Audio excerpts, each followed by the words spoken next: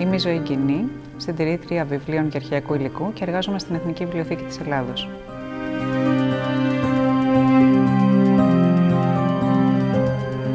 Δεν είχα αρχικά στα πρώτα μου βήματα βεβαιότητα και ανασφάλεια. Είχα ενθουσιασμό, αυτό θυμάμαι. Είχα πολύ μεγάλο ενθουσιασμό.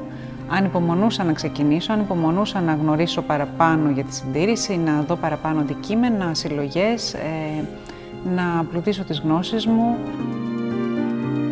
Αν θυμάμαι κάτι, είναι αυτός ο ενθουσιασμός και η αγάπη που είχα για το αντικείμενο. Ουσιαστικά μέσα από το επάγγελμά μας, αυτό που προσπαθούμε να κάνουμε είναι να διασώσουμε και να συντηρήσουμε την πολιτιστική μας κληρονομιά για τις μελλοντικές γενναίες. Αυτός είναι ο στόχος μας. Έχω την τύχη να ασχολούμαι με ένα αντικείμενο όπως είναι το βιβλίο χαρτί, το οποίο είναι ιδιαίτερα δύσκολο, είναι από τα πιο ευαίσθητα υλικά και υλικό με πολύ ευρία γκάμα. Περιλαμβάνει δηλαδή πολλά διαφορετικά αντικείμενα και αντικείμενα που έχουν δυσκολίες. Και μπορώ να πω ότι μετά από 20 χρόνια ενασχόλησής μου με το επάγγελμα μαθαίνω συνεχώς. Επομένως δεν έχω προλάβει καθόλου να βαρεθώ. Αυτό που αποτελεί για μένα έμπνευση σε αυτό το επάγγελμα είναι το πόσο πολυδιάστατο είναι και το πόσες προκλήσεις έχει. Είναι ένα επάγγελμα που για μένα δεν βαριέσαι ποτέ.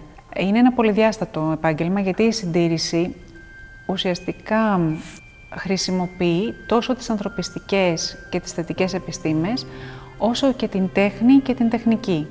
Επομένως, μπορείς να προσαρμόσεις την δουλειά σου ανάλογα με αυτό που εσένα σου αρέσει περισσότερο. Νομίζω ότι αυτό που κάνει η ροκ τη συντήρηση είναι ο πλουραλισμός της και οι τόσες δυνατότητες που σου δίνει να ασχοληθείς με διαφορετικά πεδία.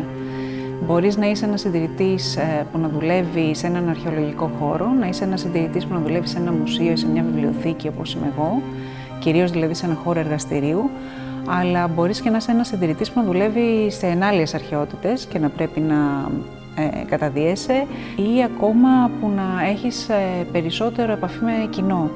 Επομένως υπάρχουν πολλά διαφορετικά πεδία που μπορείς να ασχοληθείς.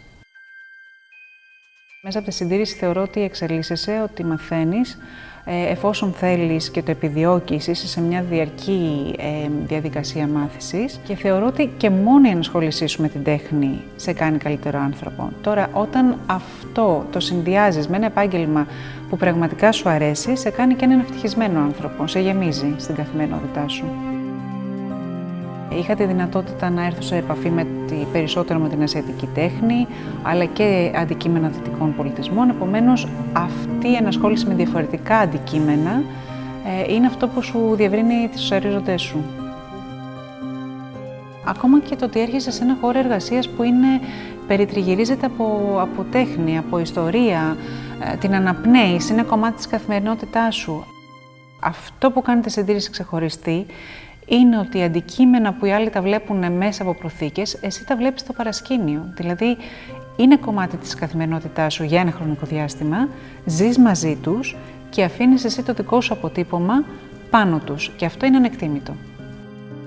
Ένα γνωστό παράδειγμα από το εξωτερικό είναι το πρώτο αντίγραφο του Shakespeare στην Bodleian Library, στην βιβλιοθήκη Bodleian. Στο βιβλίο αυτό διαπιστώσανε ότι η σκηνή του μπαλκονιού στο Ρωμαίο και η Ιουλιέτα ήταν πραγματικά ιδιαίτερα φθαρμένη, το φύλλο αυτό. Και πραγματικά αναρωτιώσουν πόσα χέρια φοιτητών, πόσα χέρια νέων ανθρώπων και ερωτευμένων ανθρώπων έχουν πιάσει αυτή τη σελίδα. Γίνεσαι και εσύ μετά κομμάτι της ιστορίας της σελίδας αυτής, του βιβλίου αυτού και επεμβαίνεις τόσο ώστε να τη διατηρήσεις αυτή την ιστορία. Όταν αυτό το αντικείμενο έχει ιδιαίτερη ιστορία ή υπάρχει μια συναισθηματική φόρτιση γύρω από το αντικείμενο αυτό, πραγματικά το θυμάσαι. Όχι ότι δίνεις περισσότερη προσοχή σε σχέση με άλλα αντικείμενα, σε όλα τα αντικείμενα οφείλουμε να δώσουμε προσοχή.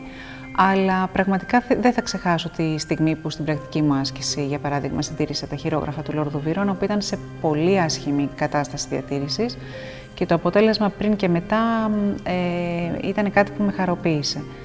αλλά και τώρα εδώ στην Εθνική Βιβλιοθήκη της Ελλάδας που έχουμε χειρόγραφα τόσο σπουδαίων ανθρώπων, κάθε φορά που τα πιάνουμε χαιρόμαστε πολύ που βελτιώνουμε την κατάσταση διατήρησής τους, βελτιώνουμε τον τρόπο αποθήκευσής τους και βεβαιωνόμαστε ότι μπορούν να περάσουν και στους ερευνητές αλλά και στο ευρύ κοινό με ασφάλεια.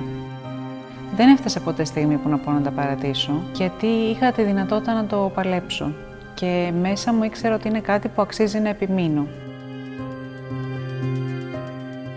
Θεωρώ πολύ θετικό στην καθημερινότητά σου να ασχολείσαι και να επιμένεις σε κάτι που τελικά σε ανταμείβει ψυχικά και πνευματικά.